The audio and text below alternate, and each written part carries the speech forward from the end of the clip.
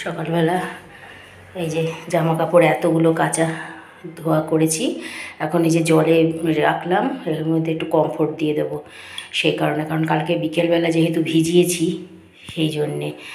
আর স্নান করে একেবারে বেরিয়েছি বাথরুম থেকে, কিন্তু এগুলো এখনও মেলা হয়নি। এগুলো ভালো করে ধুয়ে ওই কমফোর্টে দিয়ে তারপরে ভালো করে জল নিংড়ে তারপরে এখন মেলবো। তো ভীষণ গরম লাগছে। এই কাঁচা ধোয়ার কাজটা কমপ্লিট করলাম সকালে, এই আর কি তোমাদেরকে দেখালাম। এই একটা কাজ, সকালের বড় কাজ, সেটা আমি করে ফেলেছি আজকে তাড়াতাড়ি। আর একটু বেলা করে, যেহেতু খুব গরম পড়েছে আর ভিডিও করতে পারিনি। আজকেও কর্তামশাই ছাদে উঠেছিল, এই কয়েকটা আম পারলো, এর আগেরগুলো তো সবই পচে গেছিলো। আর এই আমগুলো পেরে নিয়ে এসেছে, আমি সহযোগিতা করেছি, আজকে আর ভিডিও করা হয়নি। এই তিনটে আম বেশ নরম নরম হয়েছে, পেকেছে, আর এগুলো পাকা না, পাকবে হয়তো, দেখা যাক এবারে কি হয়। এর আগের বারগুলো তো সবগুলো পচে গেছে। এবার যাই, ভাত বসাবো। আজকে দুজনেই অনেক ভোরে ঘুম থেকে উঠে গেছি গাছের আম পাড়বে বলে। তো কর্তামশাই রাতের বেলা শোয়ার সময়ই বলেছিল ঘড়িতে অ্যালার্ম দিয়ে এসো। আমার অ্যালার্ম দেওয়া আছে 5:30টাতে, বললো 5টার সময় দিয়ে দাও, একটু ভোর ভোরই উঠে পড়ি, কারণ 5:30টার সময় প্রায় রোদ উঠে যায়, এরকম অবস্থা। আর রোদ উঠে গেলে না ছাদে দাঁড়িয়ে আম পাড়তে খুব কষ্ট হয়। তো আমি 5টার সময় অ্যালার্ম দিইনি, আমি একদম 4:45টার সময় অ্যালার্ম দিয়ে রেখেছি। তো উঠে গেছি দুজনেই 5টার আগেই, উঠেই এবারে তো ছাদের থেকে আম পাড়তে চলে গেছি। আমি যাইনি, কর্তামশাই গেছে, আমি নিচে ছিলাম, কারণ ওই আমটা যখন ও পাড়বে, পেরে ওই থলের মধ্যে থেকে আমাকে আম বের করে করে ঠিকঠাক মতো রাখতে হয়, এই সহযোগিতাটা করি। তো আম পাড়া হয়ে গেছে, আম পেড়ে নিয়ে এসে আমি সোজা চলে গেছি বাথরুমে। আমার ভীষণ গরম লাগছিল, অনেক জামা কাপড় ভেজানো ছিল, সেগুলোকে কেচে ধুয়ে কমফোর্টে ভিজিয়ে রেখে এসেছি। আর রেখে তারপরে একদম ব্রাশ করে মুখ ধুয়ে বাথরুম থেকে বেরিয়েছি। তারপরে চলে এসেছি রান্নাঘরে, এসে তারপর এই চা করা, চা খাওয়া, এগুলো করেছি। আর ভাবলাম সকাল সকাল আজকে একটু ভাতটা বসিয়ে দিই।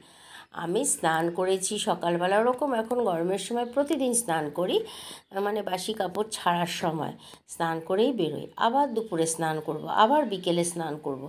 এখন স্নান করা বলতে এইরকমই আর কি একটা ব্যাপার এসে দাঁড়িয়েছে। তো এদিকে দেখো আমি কাজ করে যাচ্ছি, তোমাদেরকে এখনই বলে ফেলি ব্যাপারটা। এই যে রান্নাঘরের কাজ করলাম এতক্ষণ, আমার পিঠে দেখেছো সাদা মতো একটা দাগ, আম গাছের নিচে কয়েকটা আম পড়েছিল। তো কর্তামশাই আমাকে বলল যে তুমি একটু যাও আমগুলো নিয়ে এসো।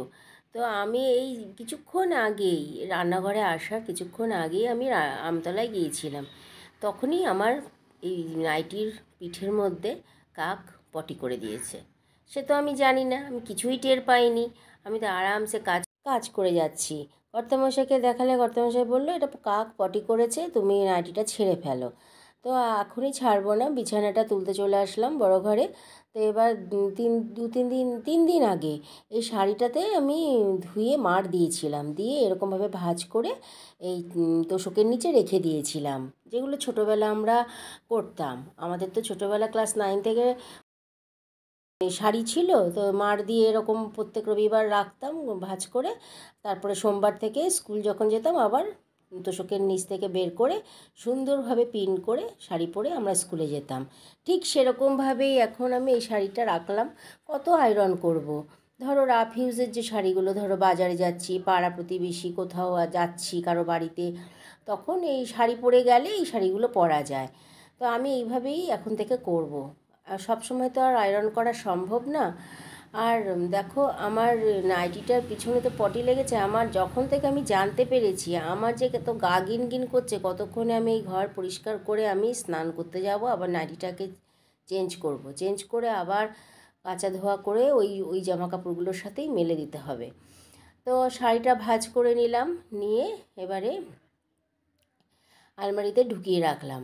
মানে এই আলমারির মধ্যে না আমার যত ছাপার শাড়ি রয়েছে, সুতির শাড়ি রয়েছে, সেগুলো সব এই আলমারিতেই রাখি।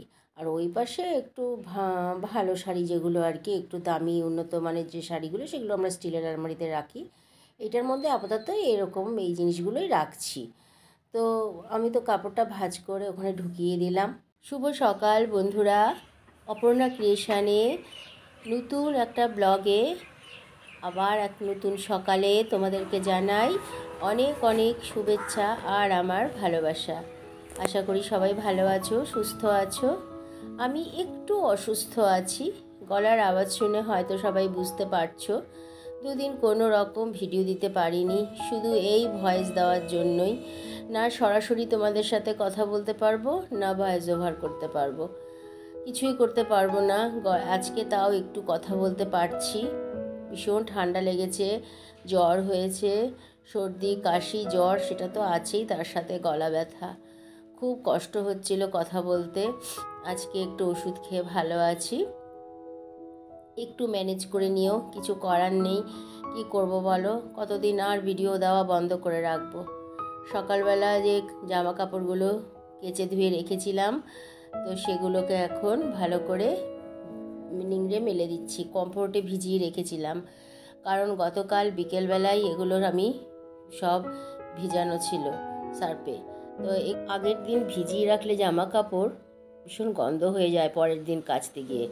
সেই কারণে আমি সকালবেলা কাচা ধোয়া করে বেশ কিছুক্ষণ কমফোর্টে ভিজিয়ে রেখেছিলাম জলের মধ্যে।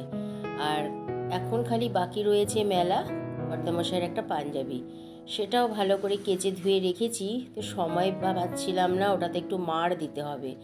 একদম সুতির পাঞ্জাবি তো, তাই মাড় দিয়ে দিলাম, দিয়ে তারপরে ওই যে মেলে দিলাম। বেশ রোদটাও খটখটে হয়ে উঠেছে। এবার উঠোনটা ঝাড় দেওয়ার পালা। শরীরটা খুবই খারাপ, কিন্তু তার মধ্যেই ঝাড় দিতে হবে। এত নোংরা হয়ে রয়েছে, না নোংরা বলতে কিছুই না, আমার উঠোনে আর কি নোংরা হবে, না আছে ছোট বাচ্চা না কিছু। উঠোন নোংরা করবার মতো কেউই নেই, আছে কতগুলো আমার পুচকু বিড়াল ছানা। এরা এরা তো আর অত নোংরা করে না, এরা খেলে দুলে বেড়ায়। এই তো যত গাছের পাতা এই উঠোন ভরে থাকে, দেখতে না ভালো লাগে না, একদম বিচ্ছিরি লাগে। তো এবার ঝাড় তো দিতেই হবে না। তো কর্তামশাই বলল যে তুমি একটা কাজ করো, এখান থেকে যত পাতা রয়েছে ওগুলো এক জায়গায় জমা করে রাখো, আবার ওপাশ থেকে ঝাড় দিয়ে ওটার সামনে গিয়ে কিছুটা জমা করে রাখো। আমি দুবার করে তিনবার করে আমাদের একটা কড়াইয়ের মতো আছে, মানে ওটাকে কি বলে আমি ঠিক জানি না, ওর মধ্যে ঝুড়িতে করে হোক বা সেটাতে করে ওই কর্তামশাই কী করে উঠিয়ে ফেলে দেয় পাতাগুলোকে, তাহলে একটু সুবিধে হয়। কেননা পাতা এখান থেকে এত বড় উঠোন, তো পুরো উঠোনটা যদি আমি পাতা ঝাড় দিয়ে দিয়ে একদম সামনের গেট পর্যন্ত নিয়ে যাই, খুব কষ্ট হয় ঝাড়ুতে, না সে পাতাগুলো সরতেই চায় না। তাই জন্য আমাকে এই সুবিধেটা করে দিল, বললো তুমি খালি এক জায়গায় করে করে রাখো, ওদিকের পাতা ওদিকে জমা করো, এদিকেরটা এদিকে জমা করো। সত্যিই খুব সুবিধে হয়েছিল তাতে, ওগুলো কর্তামশাই ফেলে দিয়েছে। আর আমি এই পাশে ঝাড় দিয়ে দিয়ে জমা করে করে রেখেছি কিছুটা, আর আবার সামনেও জমা করে রেখেছি। তারপরে সামনেটা ভালো করে ঝাড় দিয়ে ঘরে এসেছি। পরে কর্তামশাই ওগুলোকে ওই একই সঙ্গে দুজনে উঠোনে লেগে পড়েছি ঝাড়ু নিয়ে। কি করব, আর পরিষ্কার তো করতে হবে। তো বড় কাজ একটা যেটা হয়ে গেছে আমার, ধোয়া কাচা করা। এখন এই উঠোন ঝাড় দেওয়া, ঘরেরও অনেক কাজ হয়ে গেছে, বাসন মাজা ধোয়া হয়ে গেছে। যাই হোক, এখন তো আমার ওই পাশটা ঝাড় দেওয়া হয়ে গেছে, আমি চলে আসব। তো কর্তামশাই বেরিয়ে পড়লো পাতাগুলোকে ফেলে দেওয়ার জন্য। প্রথমে আসতে চাচ্ছিল না, আর আমাকে বলেছিল ভিডিওটা কিন্তু তুমি কেটে দেবে, প্রথমে আমাকে বলেছিল, কারণ একদম গায়ে জামা ছিল না। আর ও ভীষণ লজ্জা পায় ভিডিওর সামনে আসতে, এমনিতেই লজ্জা পায়, তারপরে আবার গায়ে কিছু ছিল না, খালি ছিল বলে আমাকে বলছে যে আমাকে এরকমভাবে কিন্তু তুমি ভিডিওতে নেবে না, কিন্তু কাজ তো করতেই হবে। তা আমি বলেছি কিচ্ছু হবে না, তোমাকে ভিডিওটা তো অন করাই ছিল। তো আমি বললাম যে দূর থেকে মানুষ দেখছে তো কিছু হবে না, কাজ কি বন্ধ করে রাখা যাবে, বলে কেটে দিও। আমি যে কেন কেটে দেবো, তুমি তো কাজ করছো, এখানে তো খারাপ কিছু লাগছে না। তো বলছে হ্যাঁ ঠিক আছে, ও বারবার বলছে কেটে দিও কেটে দিও। তারপরে আমি ওপাশে কলে জল পড়ছে, উঠোন ঝাড় দেওয়া হয়ে গেছে, ভাবলাম হাত পাটা ধুয়ে আসি ভালো করে। এমনিতে উঠোন পরিষ্কার, আমার কোনো নোংরা নেই, তবুও আমি হাত পা ভালো করে ধুয়ে আসলাম। তারপর কর্তামশাই যাবে, কর্তামশাইও হাত পা ধোবে। আমি বললাম হাত পাটা ধুয়ে নাও। ওখানে হাত পা ধুতে ধুতে বললাম যে কলে জল রয়েছে, বেশ ভালো জল পড়ছে, তুমি পা হাত সব ধুয়ে ঘরে আসো। তা ও একটা বিড়ালের আমার বেশ মা বিড়ালের আর কি, ওই যে বাচ্চাগুলো খেলে বেড়াচ্ছে ওদেরই এক মা, তার না গলার মধ্যে কী যেন হয়েছে, রক্ত পড়ছে। তো আমি কদিন ধরেই ওষুধ দিচ্ছি, কিন্তু ও আবার নখ দিয়ে খুঁচিয়ে খুঁচিয়ে ওই জায়গাটা আমার মিনিটা কি করে দিচ্ছে। তাই আমার কর্তামশাই সেটা দেখতে বসেছে আর বলছে ওকে আর একটু ওষুধ লাগিয়ে দাও। দেখো তোমরা কীরকমভাবে মানে আম উপর থেকে গাছের থেকে পড়ে উঠোনের মধ্যে পড়েছে আর কীভাবে ফেটে গেছে বলো। এগুলো ফেলে দেওয়া যায়? ভালো করে কল থেকে ধুয়ে নিয়ে আসলাম, এই মুড়ি দিয়ে খেয়ে নেবো। আর কতই বা খাবার, এই আম কি মানুষকে দেওয়া যায় বাইরের বলো? আত্মীয় স্বজন পাড়া প্রতিবেশী এদেরকে কি দেওয়া যায় এসব আম? নিজেরই তো একটা কেমন লাগে না, তাদেরকে একটু ভালো দেখে দেবো।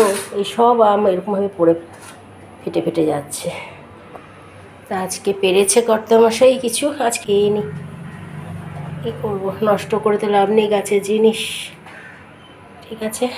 গতকাল সন্ধেবেলায় বাজার নিয়ে এসেছে মুদি দোকানের, সারা মাসের বাজার, সংসারে যা যা লাগে খুঁটিনাটি একদম সব কিছু।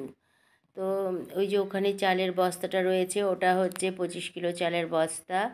ওটার মধ্যে শুধু আমাদের ভাত হয় না, ওটাতে আমাদের মিনুরাও খায়। আলাদা কোনো কিছু ভাত ওদের জন্য আমি রান্না করে দিই না, একই চাল থেকে আমরা খাই সবাই। তো আমার পুচকু পাচকারাও খায়, আমরাও খাই।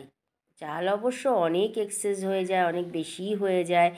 কোনো মানুষজন আসলো তো হয়ে যাবে, আমার কোনো অসুবিধা হয় না, সারা মাস এতেই হয়ে যায় ভালোভাবে। যা বাজার করে নিয়ে আসি।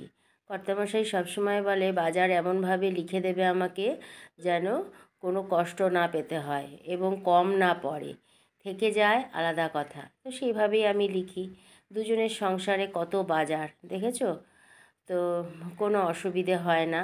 কারণ সবসময়ই আমাকে কর্তামশাই বলেছে যে দুটো ডাল ভাত খেয়ে যেন ভালোভাবে থাকা যায়, মাছ ভাত না খাও। আমাদের মধ্যবিত্ত সংসার, আমাদের এইগুলোই মাথায় রেখে চলতে হয়। তো এই যে সব মালপত্র আজকে আমি নামিয়ে নিলাম ব্যাগের থেকে।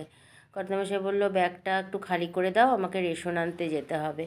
তো বড় ব্যাগের প্রয়োজন, তাই জন্য ব্যাগ থেকে সব নামিয়ে তো নিয়েছি। এবার এত শরীর খারাপ লাগছে আমার, কি বলবো বন্ধুরা তোমাদেরকে, মানে আমি পারছিলাম না, সে মুখটা দেখাতে পারছি না তোমাদেরকে। তো খালি এইখানটাই আমি ক্যামেরাটা ধরে রেখেছিলাম, কারণ আমার শরীর এত খারাপ লাগছিল, খালি ঘাম দিচ্ছিল আর আমি এভাবে কাজ করে যাচ্ছি। তো ভাবলাম কিছুটা কুলোর উপর উঠিয়ে রাখি ডাল টাল এগুলো, কারণ কাগজের ঠোঙাতে দিয়েছে, পড়ে গেলে কাগজ ঠোঙা যদি ফেটে যায় বা পড়ে যায় তাহলে সব নষ্ট হয়ে যাবে। আর এগুলো আমি আস্তে আস্তে এখন আমাকে উঠতে হবে, জায়গার জিনিস জায়গায় সব ঠিকঠাকভাবে গুছিয়ে রাখতে হবে। দেখতে পাচ্ছ তো, এই যে বাসন মাজার সাবান, সর্ষের তেল, সাদা তেল 2 প্যাকেট, সর্ষের তেল 2 প্যাকেট নিয়ে আসা হয়েছে। তারপরে নুন নিয়ে আসা হয়েছে, মানে টাটা লবণ, কালো জিরে, মানে খুঁটিনাটি সব কিছুই মশলাপত্র, যেটা আর কি প্রত্যেকের আমাদের মহিলাদের সংসারে রান্নাঘরে যেটাগুলো লাগে আর কি সারা মাস, সেই সব কিছু। তো আমি আস্তে আস্তে সব কিছু গুছিয়ে নিচ্ছি। সব কিছু আমার গোছানো হয়ে গিয়েছিল, কমপ্লিট করে ফেলেছিলাম, কিন্তু ভিডিওটা আর সেভাবে করে উঠতে পারিনি, খুব শরীর খারাপ লাগছিল। রাতের মধ্যে সব কিছু গুছিয়ে ফেলেছিলাম, রান্নাঘরের সব যেখানকার যেটা রাখা সব রেখে গুছিয়ে ফেলেছি। পরে তোমাদেরকে সেটা দেখাবো পরের ভিডিওতে। আর এখানেই আজকে ভিডিওটা রাখছি, কারণ শরীরটা এতটাই আমার খারাপ, এর থেকে আর বড় করতে পারিনি ভিডিও। এরপরে যা যা হয়েছে, কি রান্না করেছি কিছুই করে উঠতে পারিনি। তো এখানেই রাখলাম। তো আবার দেখা হচ্ছে তোমাদের সাথে আর একটা নতুন ভিডিওতে আগামীকাল। ততক্ষণ সবাই ভালো থেকো, সুস্থ থেকো।